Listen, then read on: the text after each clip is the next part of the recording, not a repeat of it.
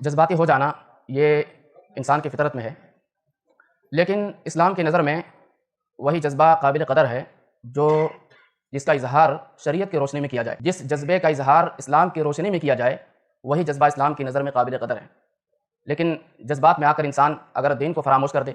جذبات میں آ کر انسان اللہ اس کے رسول صلی اللہ علیہ وسلم کی تعلیمات کی مخالفت کرنا شروع کر دے، ایسے جذبے کی دین میں کوئی قدر نہیں ہے، کوئی قدر و قیمت نہیں ہے، نہ وہ یہاں کام آئے گا نہ وہاں کام آئے گا۔ اب ایک سوشل میڈیا پہ ایک خبر بڑی تیزی سے وائرل ہو رہی ہے کہ پوری دنیا کے مسلمان اجتماعی سطح پر ایک ساتھ روزہ رکھ کر فلسطینی مسلمانوں کے لیے ہمدردی کا اظہار کریں گے اور یکجہتی کا ثبوت دیں گے ایک ساتھ روزہ رکھ کر۔ میرے بھائیو، دیکھیے اللہ رب العزت نے جو دین ہم کو اور آپ کو دیا ہے نا، وہ دین مکمل ہے، یہ ہمارا عقیدہ ہے، یہ ہمارا ایمان ہے۔ اگر کوئی اس کو نہیں مانتا ہے تو وہ کفر کرتا ہے، یہ ہمارا عقیدہ ہونا چاہیے۔ اور جب یہ دین نازل ہو رہا تھا نبی کریم علیہ السلام پر تو حالات ایک جیسے وہاں بھی نہیں تھے۔ جب دین نازل ہو رہا تھا تو خوشیاں بھی تھیں، غم بھی تھے، اور پھر مشکل سے مشکل ترین حالات آئے، اور اس مشکل سے مشکل ترین حالات میں بھی اللہ رب العزت نے اپنے نبی کو اور نبی کے ساتھی کی رہنمائی کی۔ لہٰذا اس اعتبار سے بھی دین مکمل ہے کہ مشکل سے مشکل گھڑی میں بدتر سے بدتر حالات میں مسلمانوں کو کیا کرنا چاہیے، اس کی بھی رہنمائی اللہ کے فضل و کرم سے ہم کو اور آپ کو دین میں مل جاتی ہے۔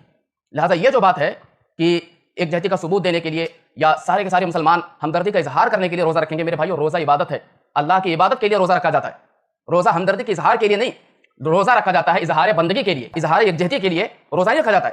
روزہ بندگی کے اظہار کے لیے رکھا جاتا ہے، اس لیے کہ روزہ اللہ کی عبادت ہے، اور عبادت ساری کی ساری توقیفی ہوتی ہیں جب تک آپ کو دلیل نہیں مل جاتی ہے کہ اس عبادت کو کیسے کرنا ہے، طریقہ کیا ہے، کب کرنا ہے، خاص ہے کہ عام ہے۔ جتنی دلیل ملتی ہے اسی دلیل کی روشنی میں ہم کو اور آپ کو عبادت کرنی ہے۔ کہیں کوئی ثبوت نہیں ملتا ہے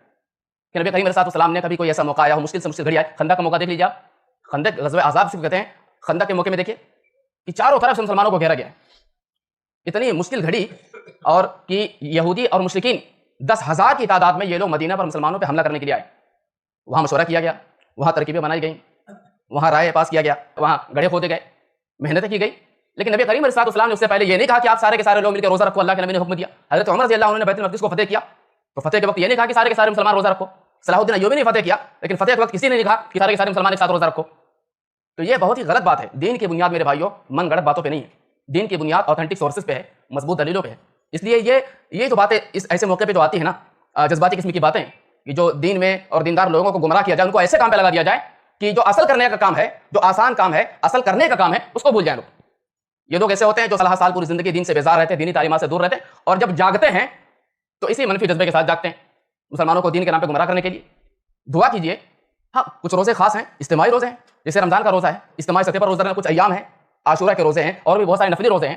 جن میں اجتماعی سطح پر روزہ رکھنا ہے، اس میں بھی اختیار ہے۔ تو جو عبادتیں میرے بھائیوں خاص ہیں، اللہ نے خاص کیا، اس کو اسی وقت اور اسی خصوصیت کے ساتھ رکھنا ہے۔ لہٰذا اس قسم کی باتوں کو نہ تو اس پہ عمل کیا جائے اور نہ ہی اس کو آگے بڑھایا جائے۔ اللہ تعالیٰ مجھ کو اور آپ کو میرے بھائیوں کہنے سننے کی توفیق عطا فرمائے اور ہر طرح کی گمراہی سے اللہ ہماری حفاظت فرمائے۔ آمین۔ السلام علیکم ورحمۃ اللہ وبرکاتہ۔